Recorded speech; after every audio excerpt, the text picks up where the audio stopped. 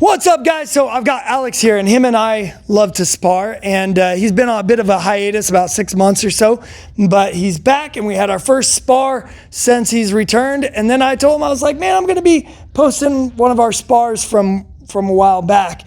So share some of your thoughts, share some of the stuff you do. During our spar, he caught me with this beautiful little kick to body, kick to leg, kick to a body. Both of them were really surprisingly hard, solid kicks. So I was like, man, you share your stuff. Then maybe I can also know all of his tricks and prepare for them. So I'm going to clip this on you, yeah? So the most common thing would be, I start with the round kicks, right? So I'll do 2 to 3 just to get you used to it. And then on the next one, when I'm going to do the double kick, my intention is to hit you, but I plan to miss. So that's why if I do land a round kick, it'll be a good landing, but then it's also very well followed by the side kick. So I'll land it and then followed by the side kick. So that usually catches people because you condition them to hit once and then you're back. And they're like, okay, so it's just gonna be another round kick. And then they may block the round kick or you may miss it because they'll step away. But then they never see the side kick coming. So it's usually the bam, bam, and it lands pretty well. Usually when somebody kicks at me too, that's my trigger to fire back, and so my weight's going in. So you're there and then back. And because if I'm smaller, it works well for me because I'm always the smallest one. So me being here, I'm already away from you. Yeah. So I can do this and just back out. Yeah. So I push you and push myself, but you got hit and I didn't. I'd be too smothered for the side kick, yeah. Yeah, so it depends on the scenario, but it works well. The other thing that I do often a lot is when I'm fighting somebody that's taller than me, a good overhand works well because it's kind of hard to reach you, especially someone taller than you like Nate. I'm kind of like this often, so it's hard for me to get in there and try to punch. I'm always gonna lose.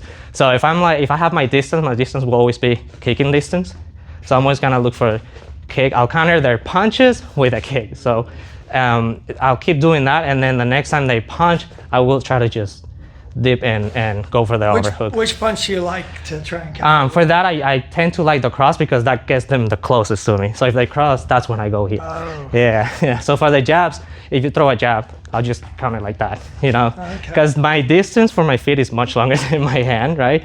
So it's kind of similar to the length of your punch. So if you throw a jab at me, I'll always try to counter like this, and if you cross, then I'll try to go for the overhand. And typically it lands well. You gotta set it up. It's a thing that small people like me do have to deal with, but after you set it up, it works wonderfully. And then one more thing that I could share is in my fighting style, I tend to fight very relaxed depending on the other person's position. If they're hands down like this, they're relaxed, I'm relaxed. And then we're just fighting. I'll just throw a couple a couple punches, and then look more for the legs, because they typically don't care too much about the legs. So they're easy points and just easy hits. But as soon as they get a higher guard like that, then I'm more trying to okay, so now it's kind of contradictive, but now I'll focus more on the head, just because I want to overwhelm you up top just to get below. So while you got your high guard, I'll throw a couple punches here just to get you to close your guard. And then the next one's with 1, 2, and then the next one will come around. So that usually gets them. And then it happens again, so I'll do 1, 2, and then this next one, I'll lower them, and then I can do another one.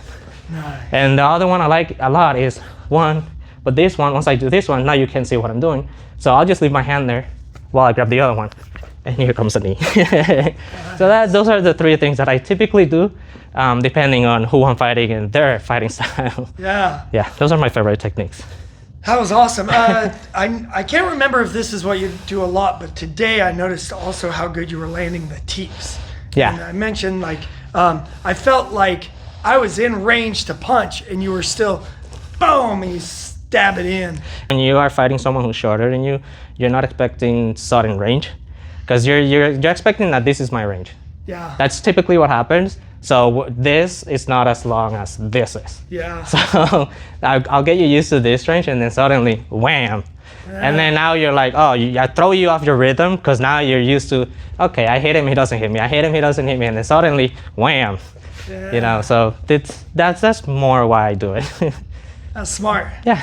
Well, thanks for giving me your secrets. No problem. All right, so here we go, Alex and I.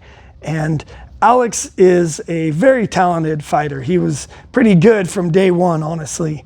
And so He's got really good defense. Anytime somebody complains about being the shorter fighter, I always go back to just how good Alex is.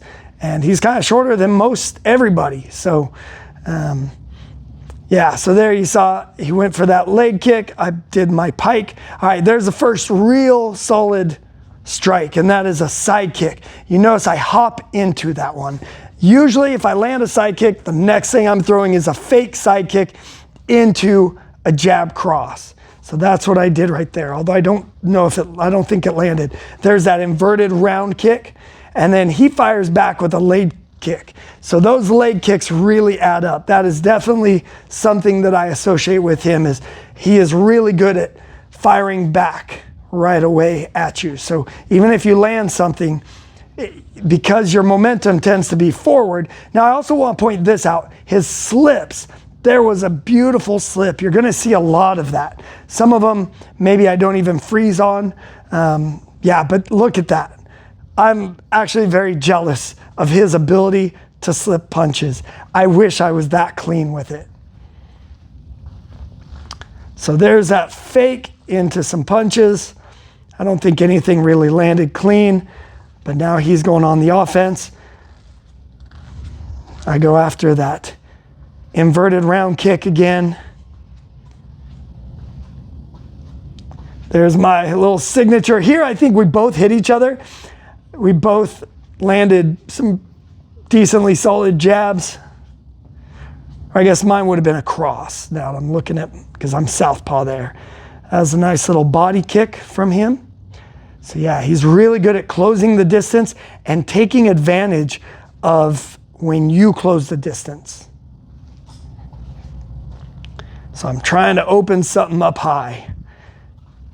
There's a little elbow through the guard. And then here I'm setting up for a lopsow. That's where you pull the person's arm down. One of my favorite ways to set up that lopsow, that pull, is to throw an elbow first. It gets their guard up, and because you're hitting with your elbow, you've almost like loaded your hand to be able to rip down on their arm. So that's one of my favorite ways to set it up, is to go elbow into lopsow. All right, little pendulum kick, just fishing for things. Ooh, a little spike elbow right there. There's his overhand. Now, luckily I blocked it, but he has a very solid overhand. That is definitely one of his key skills. So there I go for a poxow. So I pull his arm down as I land that elbow. Now, it looked like I was trying to come down with that elbow, and so I may have actually kind of missed that one. It didn't, I think I hit his shoulder. Even the fact that he didn't seem to be too fazed by it. Not that we're trying to hurt each other, but still.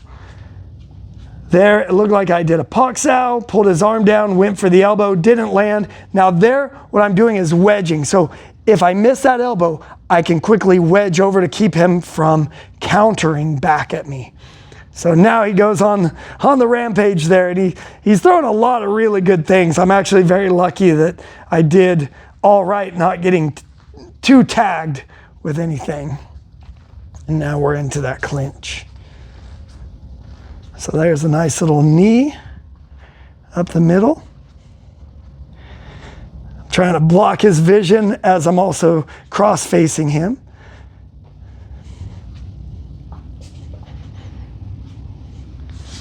And there I go for another poxow, didn't really get it. Tried for an uppercut, he blocked that.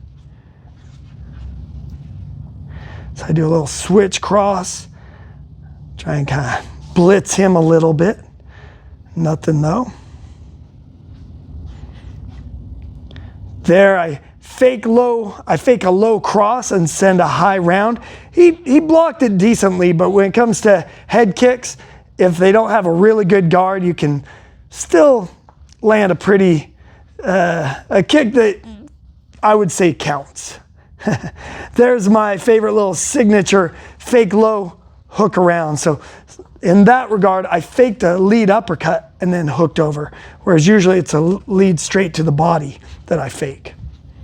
Okay, I go for that body shot, nothing there.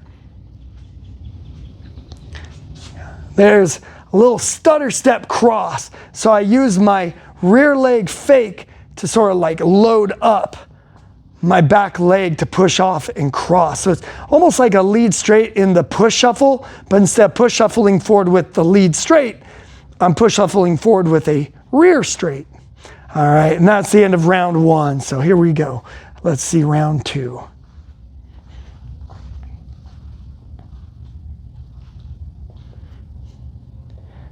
Okay, so I'm staying a little more defensive there, it looks like. Haven't seen this in a little bit, so I'm I tried for that lead straight punch. He had the line blocked as well as the cross. Nothing's getting through on either end, it looks like. Now, this is always it, feeling out rounds. There's a beautiful slip again. I wanted to show that. There's so many times he makes me just barely miss. I love head movement, but man, I cannot react as well as he did. Now there, what you might have seen is a little triangle step where I switched leads and then my own slip. So I'm proud of that, and I think I caught him at the same time. Oh, there he went for an oblique kick to my body. There's that little triangle step again with a double jab, rear round kick. So that's one thing I'll do, is I'll sort of combine like a pull away from a punch with that triangle step, and then I'll blitz in with a double jab cross. It throws people off because they can't tell which hand is the power hand and which one's the setup hand, because you switch leads so fast. There, I'd say he caught me with that kick. So he intercepted me with that round kick.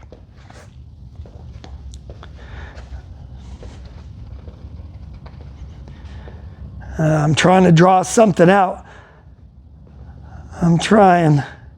Looks like I'm attacking the liver. That is one of my favorite things to go for. There I went to sweep at his leg, didn't get it. Here, I think I thought his foot might have ripped my shirt. So I think that's what I'm looking at, is his foot pulled on my shirt, and I was afraid it ripped it. Can't rip this nice, awesome logoed shirt, branded shirt. All right, so I'm faking those little uppercut, swing them around to hooks.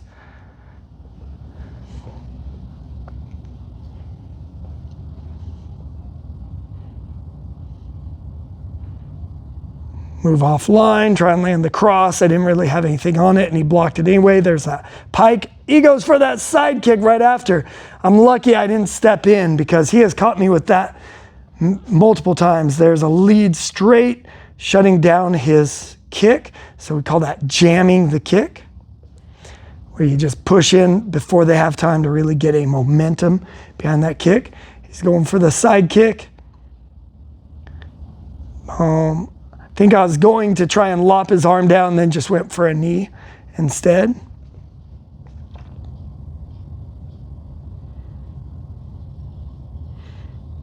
So he wants to land that round kick to side kick right there. And there's a lead straight punch through the middle. There, so jamming the kick again with that lead straight. I slipped his punch, but he used that punch to disguise that leg kick. There, I throw the elbow. I think it landed. It's hard to tell sometimes. I'm going after it again. See, that's that elbow into a lopsal setup. I didn't get the lopsal, but you can see how I was trying to fold it over. There, I'm trying some more trapping with the knees. That one I paid for, and so I went back to sending little liver shots. Here's a pox on that arm as I drive the rear up elbow. My elbow pad kind of moved. Hopefully it's because it hit that it moved, and not that it had moved before. So there's that inverted. So I'm going after that liver. I'm trying to soften it up. There, I fake an inverted, which loads up your lead straight punch. So you almost like uncorkscrew into it. There, I actually am not sure. I think maybe he kicked me. Not sure why I froze on that one.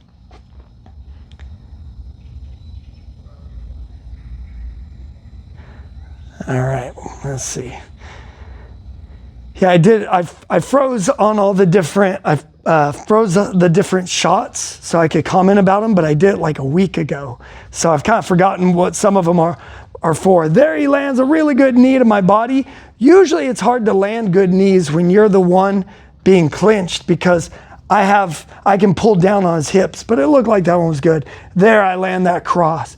Again, I love to throw my rear leg and then use sort of the rebound motion of my leg hitting the ground to drive that cross out. And then there's a little hook punch. And that's the end of the round. All right, third round, let's see, what have we got?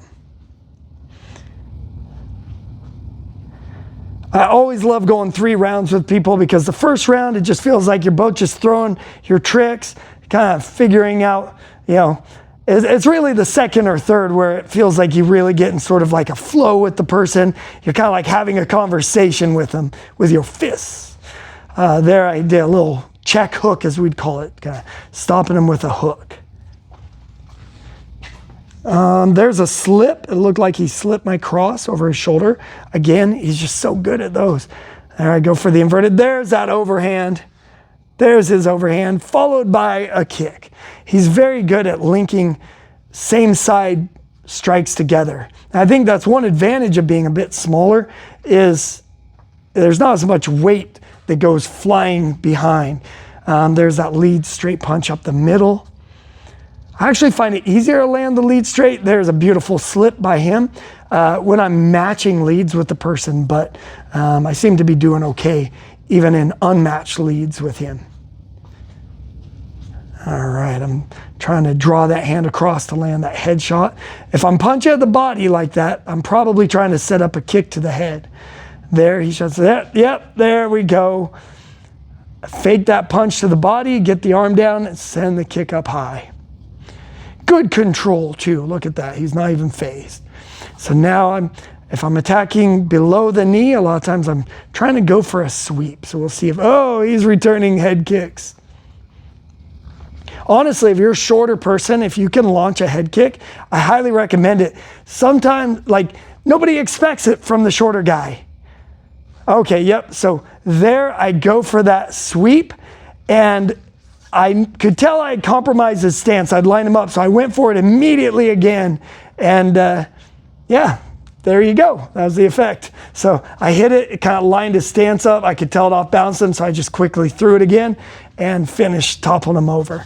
Now I don't know, it's one of those things, like I had success, so now I just want to do it again and again. So there I land the cross, although it did look like he had a nice teep on me. And that's something he's really good at, is intercepting with those teeps. And there I fake a round kick and use the momentum to hop into a side kick, kind of a savate, what they call in savate, a chassé. There I go for a lead straight, he blocks it. I go for the sweep, he lifts his leg, and then there it looks like he caught me with a jab, then a cross. Now a body shot, this is a beautiful combo by him. I gotta give respect to where respect's due, and a leg kick to finish out. You can tell I feel a little like, all right, you get that. You definitely landed a beautiful exchange there. All right, I'm trying to win some of that back. You know, I got to get a little bit back after he landed that. See, he loves that cross to rear kick. So do I, but I like to put it up at the head. He likes to put it down at the leg, and it works well down at the leg as well. So if you don't have the flexibility, okay, now I'm going, so that's more of a round snapping kick. I'm attacking that liver. I love attacking the liver. There are 2 knockout spots. There's a lead straight, 2 knockout spots on the body. I pulled from his counter and then fire my cross. You've got the chin and the liver.